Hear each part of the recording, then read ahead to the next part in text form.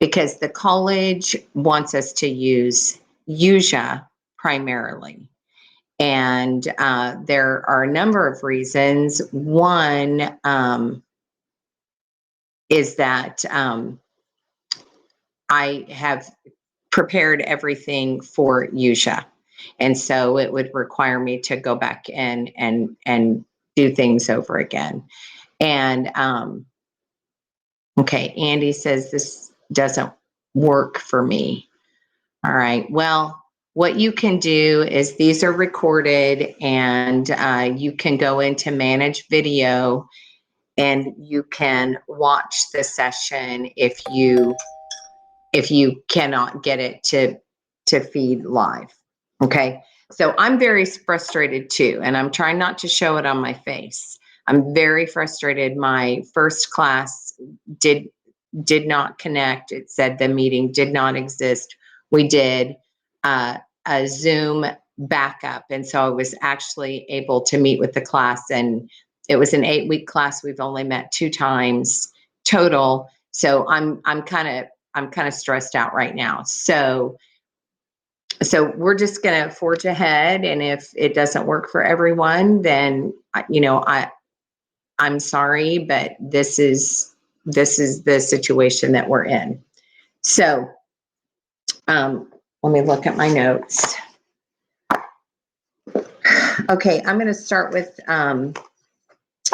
the students that need to give informative speeches. You all need to stay after class, and I need to speak with you about how to submit your speeches, and because no one has submitted, and I'm not sure what happened, so we need to meet after class. Oh,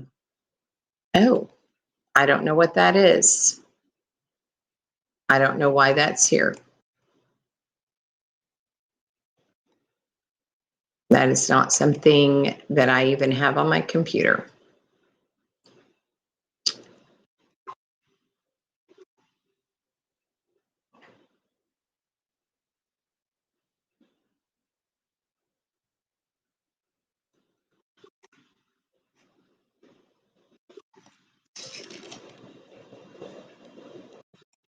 Oh my gosh, what is the problem?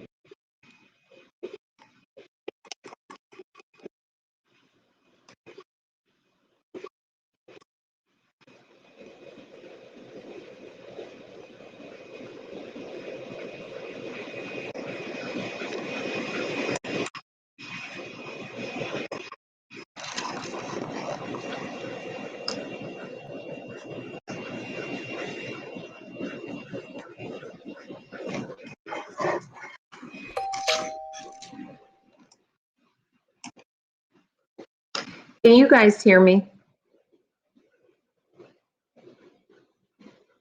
Okay, it is not allowing me to share the thing I've typed. I typed forever and a day, and so I'm trying to upload a file, and it was freezing. I'm not sure what the problem was.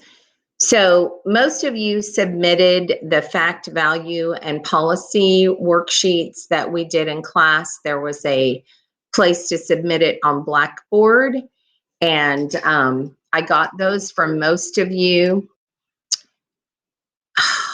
Oh, I know what it's doing. Okay, hang on.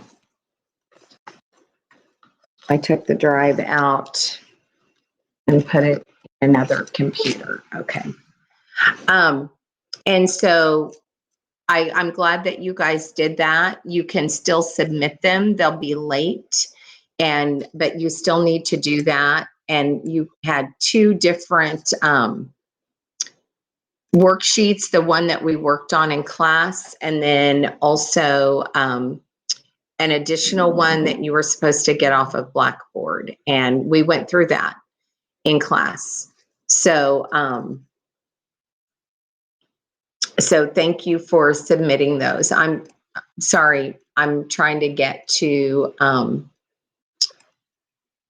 it's just making a noise when I'm trying to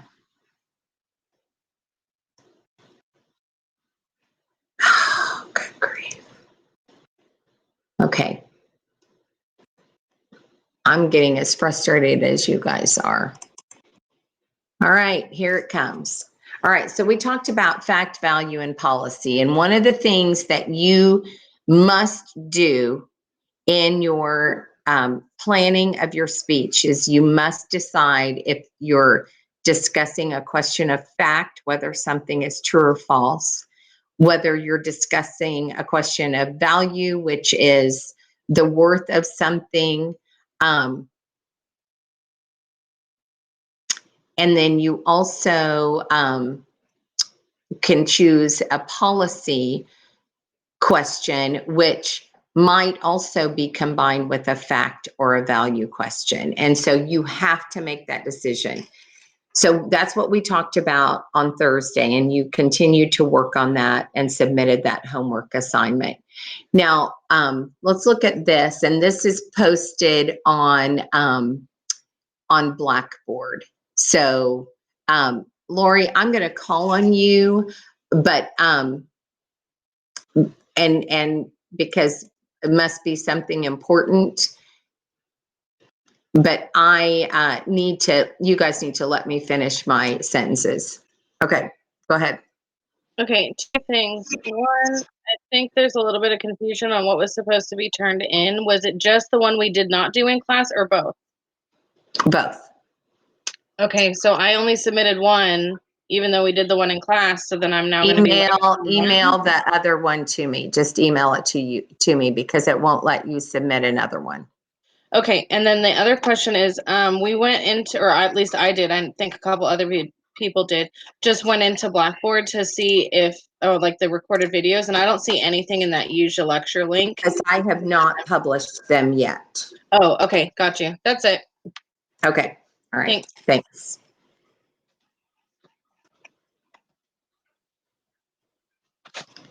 Okay. I can't, I'm trying to find you to take you off of the, oh, here we go.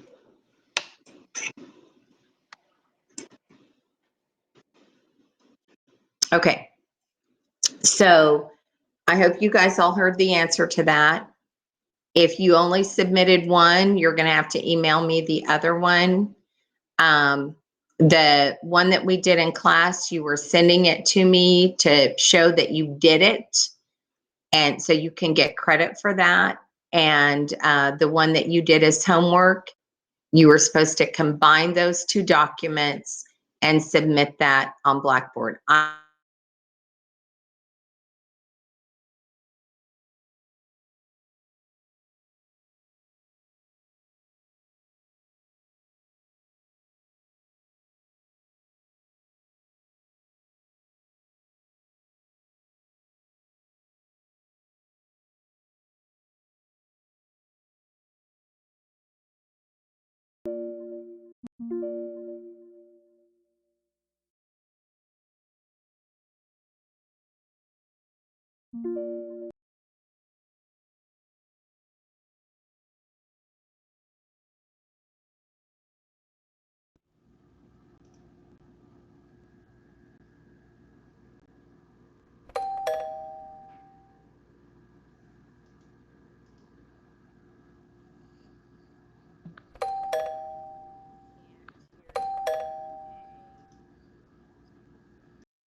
will see what I can do.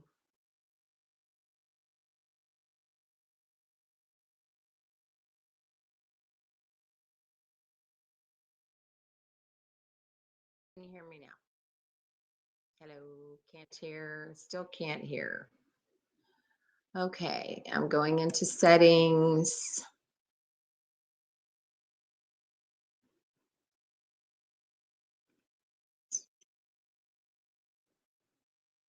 Okay, now you can hear me. Okay. All right, are we back? See if we can get to that document. I don't want him. Here we go. Okay. So is Ludi the only one? Okay, you can all hear. Okay. Okay, good. All right. Yeah, thanks, Carl, for that. I don't even know who Javal is. You guys all have to fill me in. Okay, so you have to organize your persuasive speech. And so I created, this is a very long handout.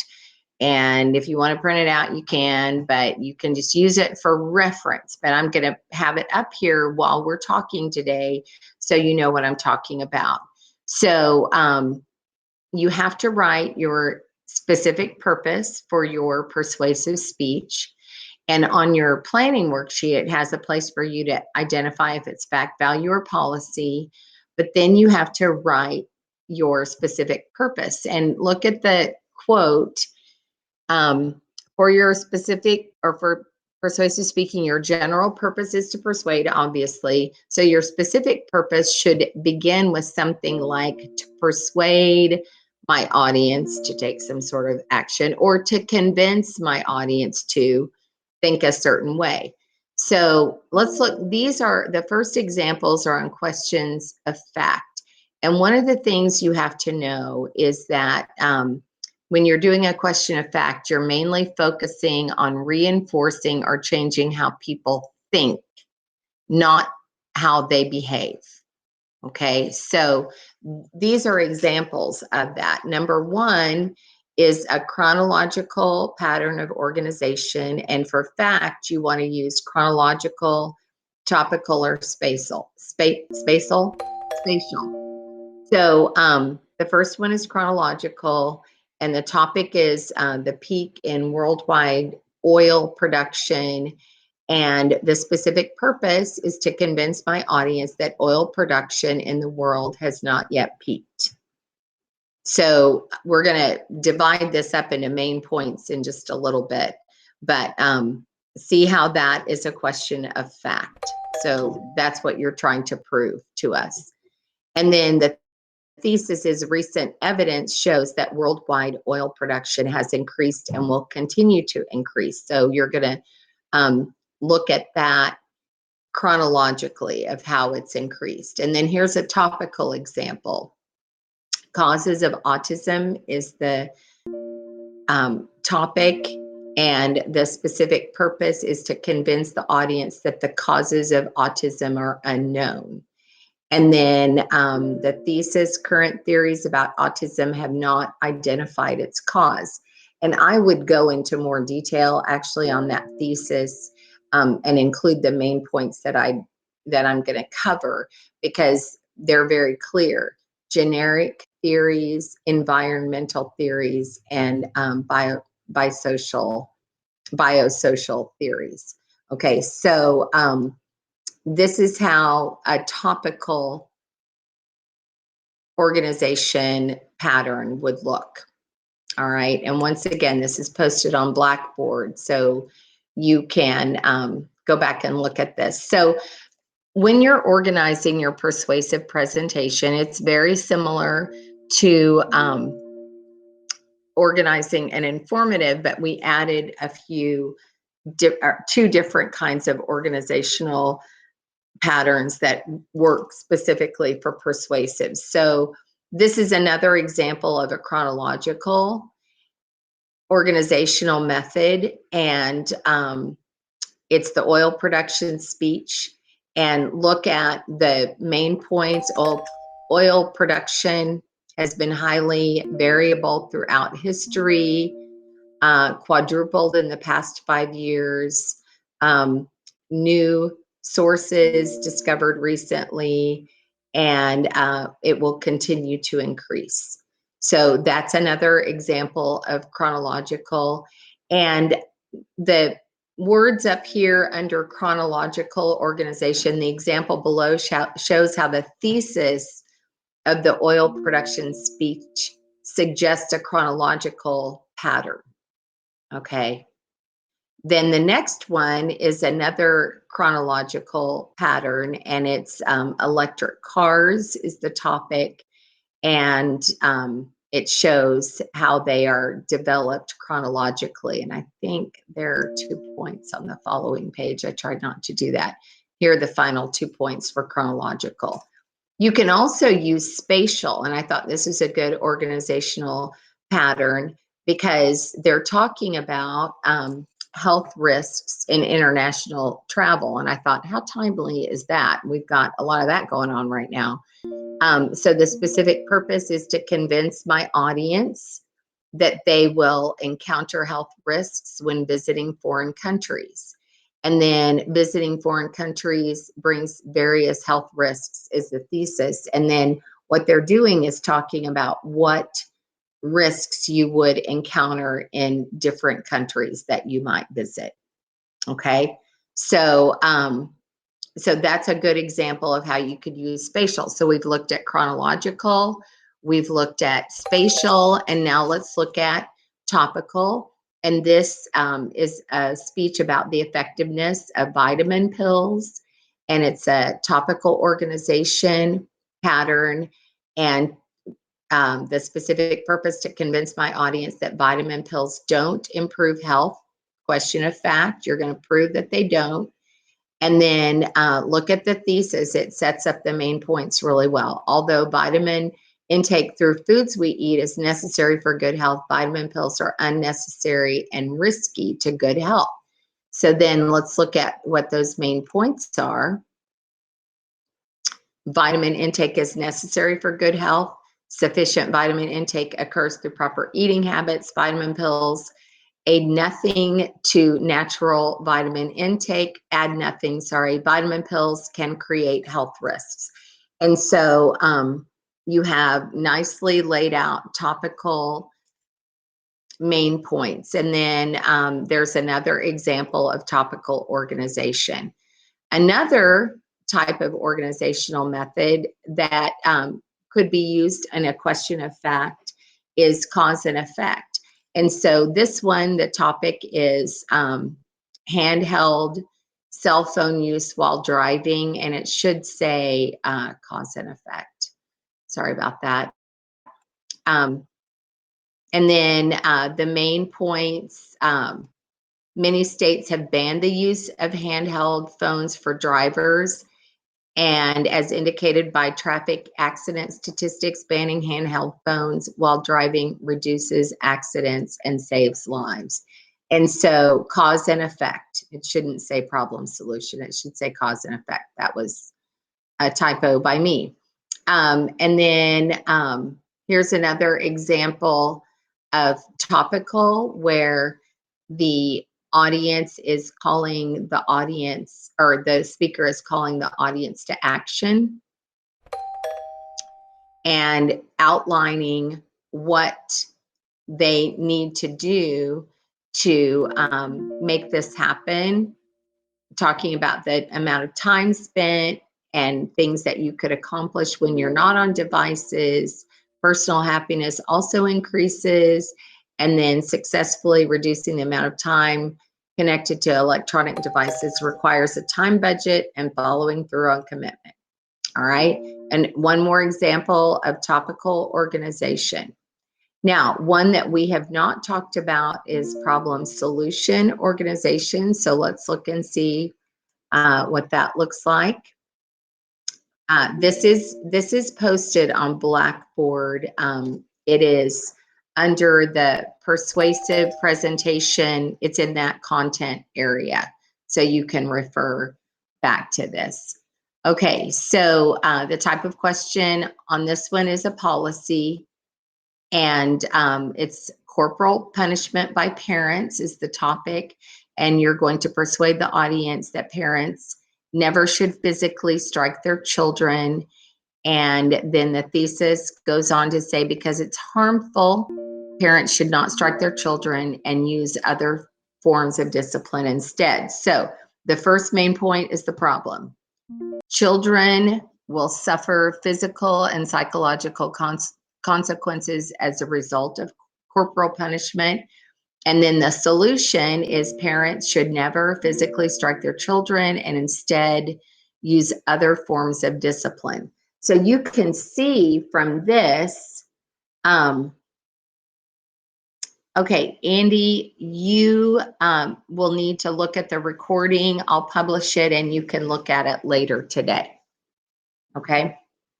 So let me know whether or not you're able to do that. It will be later today, like probably between 1 and 3. Okay. So you've got the problem and then the solution. And what I was going to say is that since you only have 2 main points, you're going to have subpoints and subpoints and subpoints. You're really going to have to present strong evidence that there is a problem with it and that there are solutions other than corporal punishment.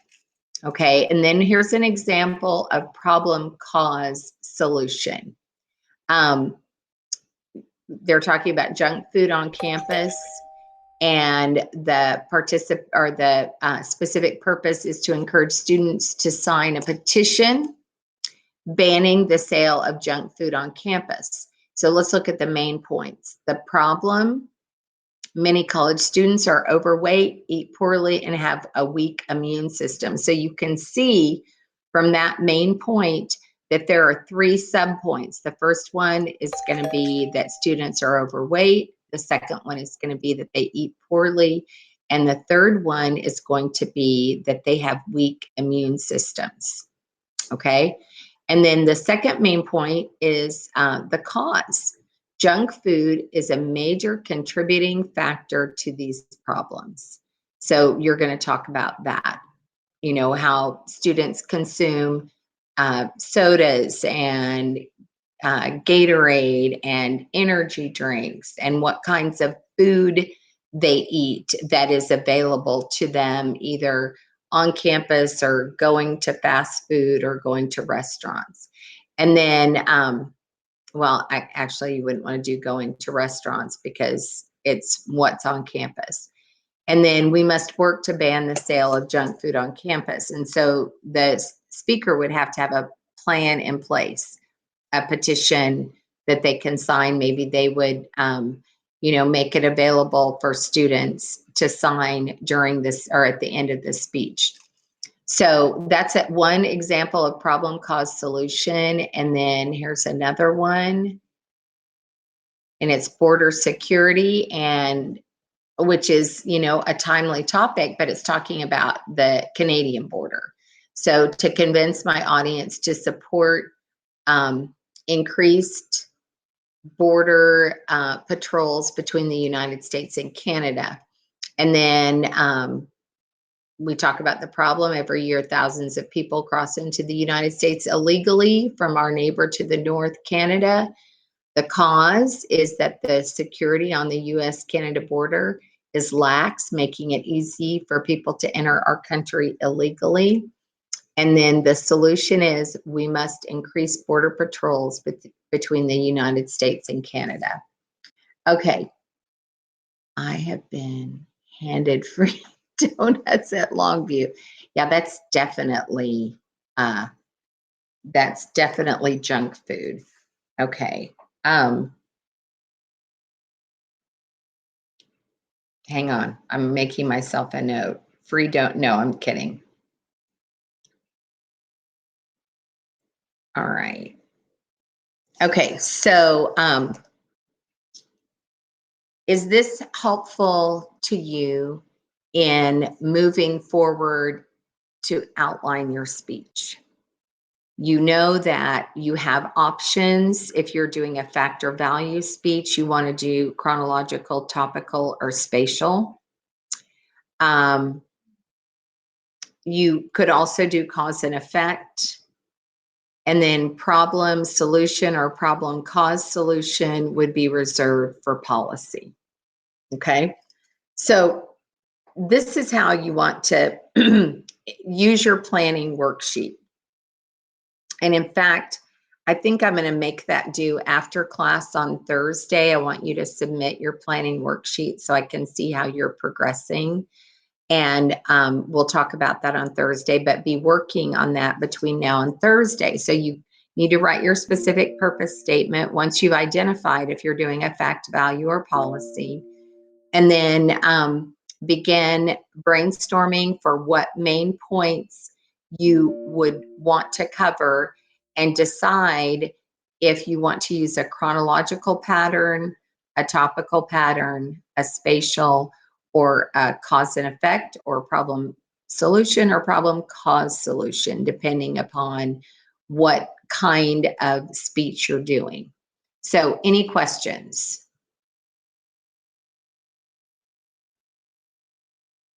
No questions? I don't see any hands. No hands. Okay. All right. So you can start working on your planning worksheet that you will submit on Thursday, sometime after class, and in case you have any questions. And then you also could start typing your outline at some point once you have your plan in place. Okay, so Gabby has a question. Center. Okay, what's your question? Hello, Gabby.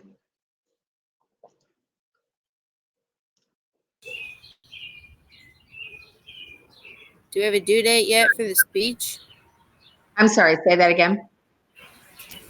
Do we have a due date yet for the speech? Yes, we do. And I had it pulled up on my other computer. Give me a minute. Let me get to it again. Okay. Because, oh, wait. No, I did write it down.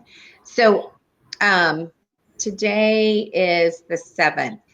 I think we're going to start submitting them on the 23rd. Okay. Now, Through Cengage? you're going to do it through Cengage in the persuasive speaking chapter. And I'm not going to talk about that today, but I will talk about it in the next week and a half. But nobody's ready to submit yet, so there's no need to put that information in your brain at this point. But you will have a chance. You'll be recording it. So if you don't like your first recording, then you can, okay, your speaker, it says you're muted. Okay. I muted I'm myself not sure from what to do outside. about that because I made you a presenter. I muted Where'd you go? myself because I'm outside and it's loud. Oh, here you are. Okay. So I have you as a presenter. Okay. Can you talk to me, Gabby? Yeah? Hello? Can you hear me?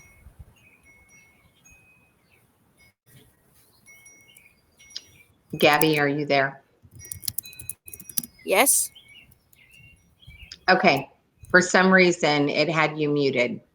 Okay. I fixed it. Okay. Okay. I hear Gabby. Jasper said he couldn't hear me. Can you hear me now, Jasper? And Gabby? Okay, she's typing. I mean, oh, okay. I think you couldn't hear Gabby. Okay, so Gabby, do you have no more questions? Yeah, I'm good. Okay, all right. Then I'm going to take you off presenter. Okay. Okay, this is driving me crazy because in Zoom, I was able to see everyone. So I don't know. I may work on getting you guys to Zoom, but right now, sign into this meeting and we'll just keep communicating. Yeah, I think it's better. I don't want any profane laced Zoom bombers coming in. That's an issue for me. And some people on campus have had problems with it. So, but we're not doing it today. So let's keep talking. And you need a password for Zoom meetings, Gabby? Okay, well, they sent me a password for my other one and people were able to get in. So I think that'll be fine. I'll check that out. I'll see what I can do about that. Right, exactly. I know that's what makes it safe. And I have to, you have to go in a waiting room and I have to admit you. So, right, random people can't get in. Okay, I'm going to put another document up here that we need to talk about. And, oh, I don't want to be full screen. I want that. Okay, so let me get to that document.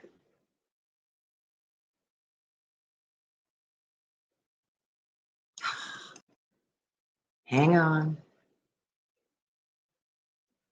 All right, so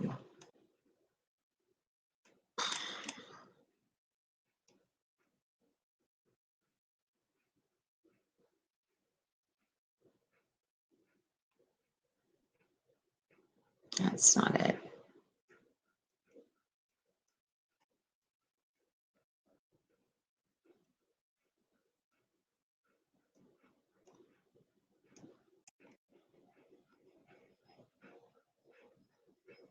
Okay, you guys just hang on a minute. Sorry about the wait.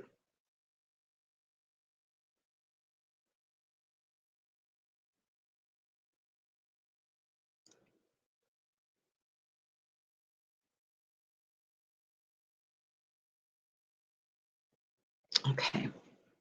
All right, so I'm going to post this on Blackboard. It's not up there yet. But we talked about logos, ethos, and pathos in class. And logos is your use of evidence, and you're appealing to the audience's logic and reasoning. And so logic and reasoning comes from the research that you do that backs up what you are proposing. So it's important that you have the sources to back you up, and not just stories and examples, but you need to try to incorporate statistics and facts, definitions, all the different kinds of supporting material are real important to appealing to the audience's reasoning and logic. On Thursday, we're going to talk about the different types of reasoning and go over those, and to make sure that you are incorporating some of those, one of those, or some of those in your presentation. So what you're going to do is fill this out, and I'll make this due, maybe not this week. I'll probably make it due next week, but I'll go ahead and post it so you can be working on it as you are preparing your speech. And what it's asking is, how am I incorporating these things into my speech? So, what reasoning will you use to persuade your audience? And then the second question is, what needs will you appeal to? So, why does the audience need this information, or need to do what you're telling them to do, or need to know that something is true or false, or something is better than something else, as in value, a value question. So I want you guys to think about these things. How are you intentionally incorporating these in your speech? And ethos is your credibility. What are you doing to increase your credibility or establish your credibility with the audience about this topic? So how will you build your credibility? So we talked about, you know, that you're supposed to do a credibility statement in the introduction, and the introduction is the first place we'll hear it. But think about ways that you can do that throughout the speech. And we've talked about that in class. One is that you are citing your sources. That is a way to build your credibility during the speech. And most of you did a good job with that. Some of you did not. Some of you have room for improvement, but most of you did that. Another thing you can do is be well prepared. Know your speech well, present your speech, don't read it to us. Use facial and vocal expressions so the audience knows that you are confident in presenting and confident with the information that you are presenting. So you need to think about that intentionally. How am I going to build ethos or my credibility? And then pathos, the emotional appeal, is one of the strongest appeals, because if you are tugging at someone's heartstrings, if they're thinking about how this affects them emotionally, then they are more likely to be persuaded. So, can you tell a story? Can you relate it directly to the audience members? How can you relate it to them? Can you come up with some strong examples? Can you can't really use images because I'm not requiring you to do PowerPoint. However, if you want to, like, you could hold up a picture. It wouldn't be a PowerPoint, but you could hold up a picture. And Gabby suggested the screen. Is it ScreenMate? I don't have those notes in front of me. I was going to look at that and we can talk about that. Yeah, Screencast-O-Matic, and PowerPoint is extra credit. So if you can figure out a way to incorporate that into your recording, because remember, these are recorded, they're not live, then we can do that. And in fact, Gabby, I may make you a presenter probably next week, and you could talk about it, and I'll look at it too. So I just got a ding. What was that? Okay.